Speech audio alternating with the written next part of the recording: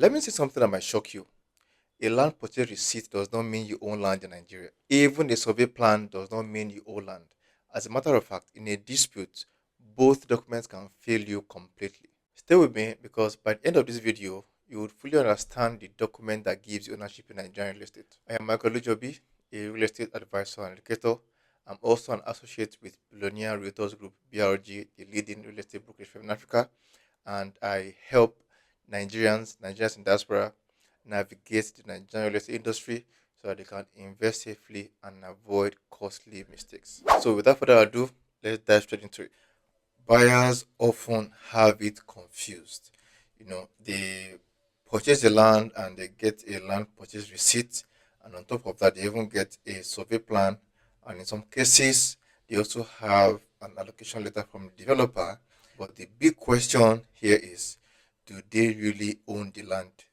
In spite of the fact that they have these documents, the land purchase receipt, the survey plan, and even an allocation letter. Now, let's talk about why a purchase receipt is not a title document. The first is that a purchase receipt only proves one thing, and it is that money has exchanged hands from one person to another person. That's it in Nigerian real estate. All right. And a receipt does not confer ownership. It does not transfer ownership interest from the seller to the buyer. No. And a land purchase receipt, in the same vein, does not grant legal rights.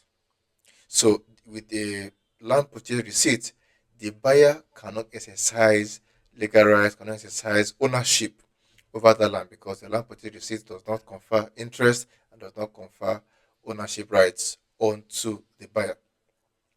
In the same vein as well, a survey is not a land title document.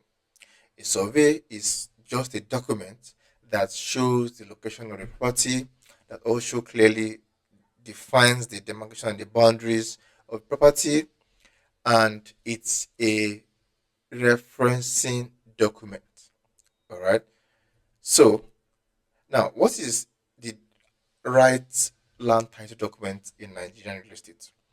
The land title document in Nigerian real estate is what we call the deed of assignment. It's the only document that transfers ownership rights from the seller to the buyer. It's the only document that confers ownership interests from the seller to the buyer.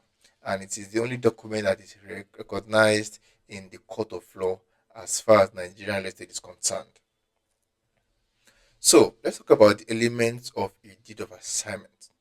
A deed of assignment will carry the correct names of the seller and of the buyer, as well as the correct address of the seller and the buyer, and the correct address of the land in question, the location of the land in question. Now, there's something also called the recital page in a deed of assignment, which details the history of the land because a land does not exist from nowhere. The recital page is going to enumerate how even the seller got into the possession of that land. And there's also what you call the execution page on the deed of assignment, and it is where the buyer and the seller are going to write their names and sign, and where an MBA certified lawyer is also going to sign on the execution page. And the execution page also carries the column where the commissioner of oaths is going to sign, as well as the governor of the state. Right. So the deed of assignment as well, in some cases, would have a copy of the survey plan, but should at least carry the plan number of that survey plan so that the deed of assignment can correctly reference the existing survey plan and to reference the land in question, the subject matter. So, in a case of a dispute, what happens in a case of a dispute? What document would actually stand in for you in a case of a dispute? Is it the land purchase receipt? No. Is it about who paid first? No. What the court will only ask you is who has the deed of assignment. That's all. Now, the Purchase receipts as well as the survey plan are just supporting documents for the deed of assignment. It's what makes your documentation complete when you have your purchase receipt, of course, when you have your survey plan, and when you have a deed of assignment, then you have formidable documents. That's when you have full ownership over that land and you have the documents to back it up. But a purchase receipt and a survey plan do not stand alone. They don't have legs on their own. All right. So now let's even paint a scenario. Let's say you purchase a land and the seller issues a deed of assignment that is carrying your name. The very moment the seller issues that deed of assignment that is carrying your name, that seller has given up his rights, his ownership rights over the land, and has conferred that ownership rights onto you, the buyer. So the seller no longer has ownership of that land. Therefore, the seller can't sell that land to another person.